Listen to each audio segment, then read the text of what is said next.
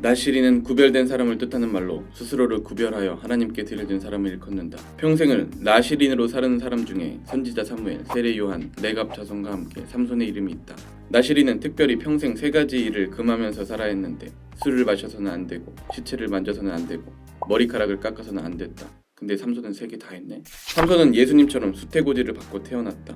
수태고지는 하나님의 사자가 탄생 전에 그 인물의 어머니에게 찾아와 아이가 태어날 것을 미리 알려주는 것을 말한다. 천사 가브리엘이 처녀 마리아에게 나타나 메시아의 잉태를 알려주었듯이 임신을 못하여 출산이 없던 마노아의 아내에게 여호와의 사자가 나타나 아들을 낳을 것이니 그 아들을 하나님께 바쳐진 나시린으로 키우라고 말하는 장면이 나온다. 성서 속에 등장하는 헤라클레스, 히브리인 중에 있었던 원조 헐크가 바로 삼손이다.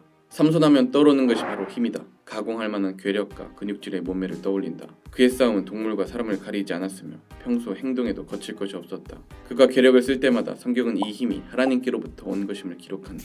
삼손에게는 태어나면서 주어진 약속이 있었다. 나시린의 금기사항을 지키는 일은 하나님과의 약속을 지키는 일이었다. 그러나 삼손은 하나님과의 약속이나 나시린의 금기사항을 지키는 일 따위에 관심이 없었다. 의무나 책무보다는 부여된 권리를 마음껏 누리면서 능력에 도취되어 자만하는 인생을 살았다. 그는 분명 구별된 자였지만 구별된 삶을 살지는 못했다. 술을 마셔서는 안 됐지만 술독에 빠져 잔치를 벌이기 일쑤였고 시체를 만져서는 안 됐지만 고작 벌꿀을 취하려고 죽은 사자의 몸을 만졌으며 머리카락을 깎아서는 안 됐지만 블레셋 여인 들릴라에게 자신의 비밀을 발설하여 머리털이 싹 다 밀리고 만다.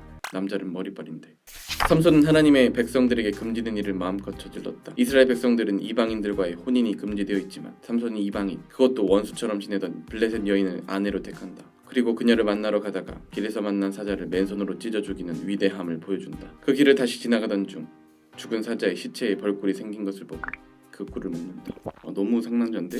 삼손은 꽁꽁 묶여 블레셋 군에게 던져졌다. 블레셋 군인 천여 명이 포박당한 삼손을 보며 환호하였다. 그러나 삼손은 불탄 삼과 같이 손쉽게 벗어버리고 낙이 턱뼈를 들어 무려 천여 명의 블레셋 군인을 죽였다. 이 엄청난 사투를 사사기는 단 한 줄로 압축하여 기록한다. 삼손을 이겼다고 기뻐하던 블레셋 군인들은 그날 아무도 집에 돌아가지 못했다. 삼손은 블레셋인들에게 속고 상할 때마다 반가품하는 일을 참지 않았다. 어떻게 해서든 되갚아주며 블레셋인들을 곤란하게 만들었다. 삼손은 자기를 잡으러 달려드는 블레셋 군 1000명을 낙의 턱뼈 하나로 해치우고 잔치하다 화가 나서 30명을 때려 죽이고 여우 300마리의 꼬리에 횃불을 매달아 블레셋인들의 밭과 포도원을 몽땅 불사르고 블레셋 도시 가사에 거대한 성문을 떼어 어깨에 메고 달아나기도 한다. 어떤 복수들은 삼손 개인적 차원의 것도 있었지만 블레셋인들에게 당하고만 살았던 이스라엘 백성들에게는 꽤나 통쾌했을 것이다. 삼손의 여인으로 유명한 들릴라. 그러나 삼손은 그녀를 만나기 전에 결혼 실패 경력이 있다. 삼손은 딥나 지역에서 한 블레셋 여인을 보고 사랑에 빠져 그녀와 결혼하게 된다. 잔치에서 삼손은 어려운 수수께끼를 냈고 이 수수께끼를 맞춰버려 삼손의 코를 납작하게 해주고 싶었던 블레셋인들은 아내를 협박한다. 아내는 눈물로 그 답을 요청하고 여자의 눈물에 약한 삼손은 아내에게 답을 말해준다.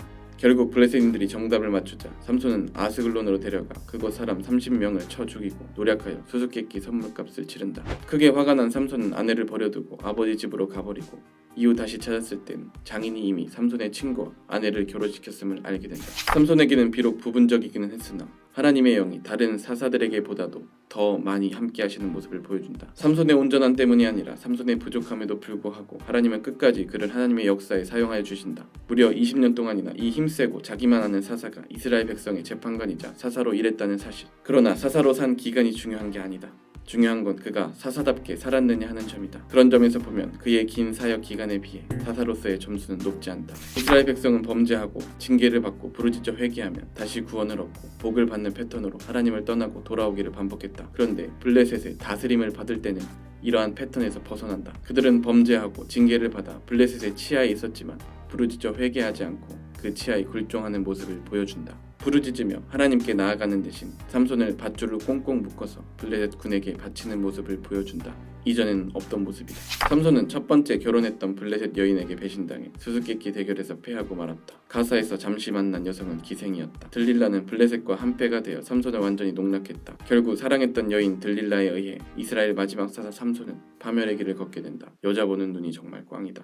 자기 입으로 스스로 들릴라에게 힘의 근원을 박힌 삼손은 비참한 형벌을 받게 된다. 자는 동안 블레셋인들에게 머리털을 빌린 삼손은 모든 힘을 잃고 붙잡히고 만다. 블레셋인들은 삼손의 눈을 뽑고 가사로 끌어가서 놋줄로 잡아매고 짐승처럼 맷돌을 돌리게 한다. 그러나 그 중에서도 가장 비참한 형벌은 하나님의 영이 그를 떠나가신 일일 것이다. 블레셋인들은 골칫덩이 삼손을 무력하게 하고 승리의 기쁨을 마음껏 누린다. 자신들의 신 다곤에게 제사를 드리며 삼손을 끌어다가 제주를 부리게 할 심산으로 옥에서 삼손을 데려와 신전의 두 기둥 사이에 세워둔다. 눈도 보이지 않고 머리털도 흉한 삼손은 조롱거리가 되어 다곤 신전의 두 기둥 사이에 서 있다. 그 자리에는 블레셋 높은 지휘관들과 남녀 3,000명 가량이 서서 삼손을 구경했다. 삼손은 여호와께 부르짖는다. 그리고 힘을 다해 몸을 굽혀 신전을 무너뜨려 블레셋 사람들과 함께 죽음을 맞이한다. 살아있을 때 죽인 자보다 그가 죽을 때 죽인 자의 수가 더 많았다. 이전에 왼손잡이 사사나 여자 사사에 비해 힘이 센 나실인 사사 삼손은 보다 완벽한 조건을 갖춘 제대로 된 사사의 자격이 있는 사람이었다. 그러나 그는 그 완벽한 조건을 자신을 위해서 마음껏 사용한다.